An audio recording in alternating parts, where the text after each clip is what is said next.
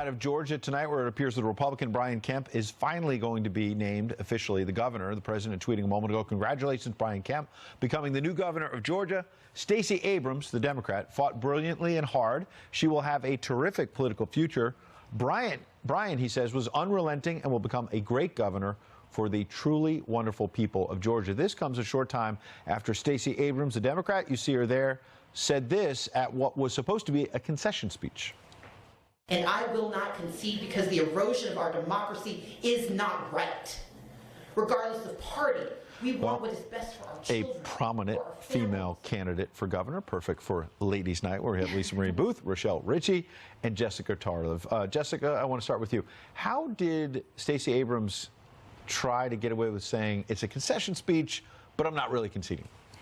I actually think she made the points that she needed to while making it clear Brian Kemp will be the next governor of Georgia. She has accepted the certified results. I think it's 55,000 vote differential, which is actually pretty small considering in Georgia, and she accomplished a tremendous amount.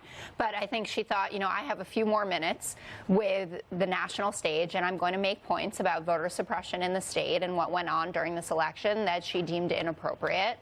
And I don't fault her for that after a hard-fought campaign. And for people making the comparison, like Rich Lowry tweeting, like, oh, you know, why wasn't she like Martha McSally? There was nothing funny going on in Arizona. People just wanted Kristen Sinema to win and not Martha McSally. Well, that's not necessarily true, though, Lisa, right? Because in Arizona, there are a lot of Republicans who believe there was funny business going on, and yet they accepted the results that the Democrat won. Well, I think Martha McSally was graceful in her exit and concession, and Stacey Abrams was not. And Democrats have alleged that this race was stolen. It absolutely wasn't. She lost fair and square, and now she is being a sore loser. And the things that she is alleging of voter suppression, and Democrats are as well. If you don't like Georgia laws like use it or lose it or exact match, take that up with the Georgia state legislature and get the laws changed there, because Brian Kemp's job as Secretary of State was to follow the laws on the books.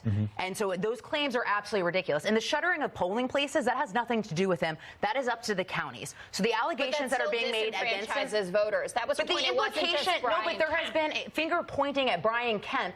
And nothing, but he should have. He should have stepped down, though. Lisa, you have to admit. I mean, there's really a clear conflict of interest here. I mean, he is the guardian of the electoral process in Georgia, and he's running for governor. I mean, regardless of what, you know, whether people like Abrams or they like Kemp, at the end of the day, to make it fair, he should have stepped down. How is it that the person who is overseeing the vote is running for governor, and on the day of the election, he's overseeing the votes? That's not right. But Rochelle, you've worked in politics. You know that plenty of Secretary of States have ran for other positions while retaining their office. Alison Grimes did the same thing when she ran against Mitch McConnell in 2014. It's a statewide position. Many people use it as a launching pad for another step. To allege that anything was stolen from Stacey Abrams is ridiculous. Brian Kemp won fair and square. I am sorry she did not win, but act with class and exit with class. Act with class. And the same thing goes for people like Bill Nelson, Hillary Clinton, who is still disputing the results of the 2016 election.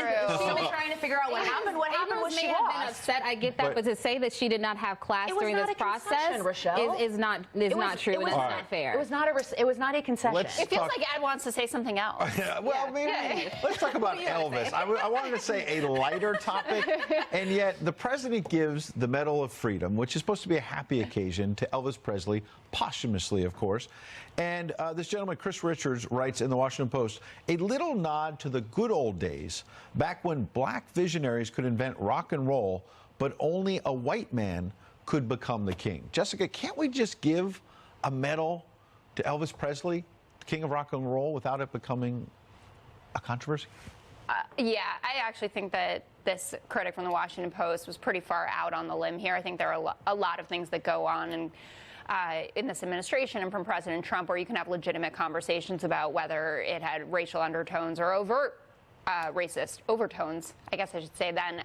But this one, all for Elvis Presley in the Rochelle? medal. You know, I think, this kind of leads to a bigger conversation to me about you would be very hard pressed to maybe find an American hero that does not have a tattered past in some sort of way. I mean, you can take Abraham Lincoln, for instance. Yes, he freed the slaves, but at the same time, he thought that people that look like me should not be allowed to vote or hold public office. So it just goes to this notion that in America, you can be considered a racist or you can dabble in racism and still be a hero. Now, as far as Elvis, James Brown and B.B. King said a lot of positive things about Elvis. And so, I just think there's bigger issues right now. And I don't think that, I'm going to lose anything as a result of Elvis getting the Medal of Freedom. I just really don't. I'm pretty sure, President Trump has said I could cure cancer and people would still criticize me for it. And that is absolutely true with President Trump. He can't do anything without being criticized. You look at the list of people that he chose to reward. You look at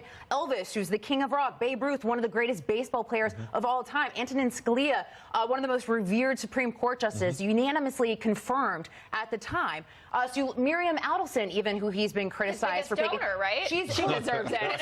Tom Hanks, Ellen DeGeneres were all donors of President Obama. I thought rich donors just got ambassadorships, though, Lisa. Now they're getting presidential medals. She is a doctor who has dedicated her life to fighting substance abuse and helping people who have those problems. So she has done a lot of good in this world as well. So people make so much over everything with this. What did Elvis do? He's the king of rock. He shaped music These for medals, a to long be fair, time. often are about cultural achievement. A lot of cultural appropriation with his music as well. Cultural contributions are part of what is considered for the presidential medal. Scalia's wife. What did he say? About how many kids they had, and it was like the weird, He wanted to say they had a big family. Yeah. Jessica, Rochelle, Lisa, thanks for coming in. That's